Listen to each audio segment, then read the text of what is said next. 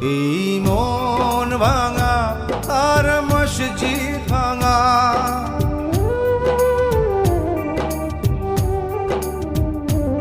এই মন ভাঙা আর মসজিদ ভাঙা তোমার কাছে কঠিন নয়। তুমি জবাব দাও, তুমি জবাব দাও, তুমি ভাঙলে কেন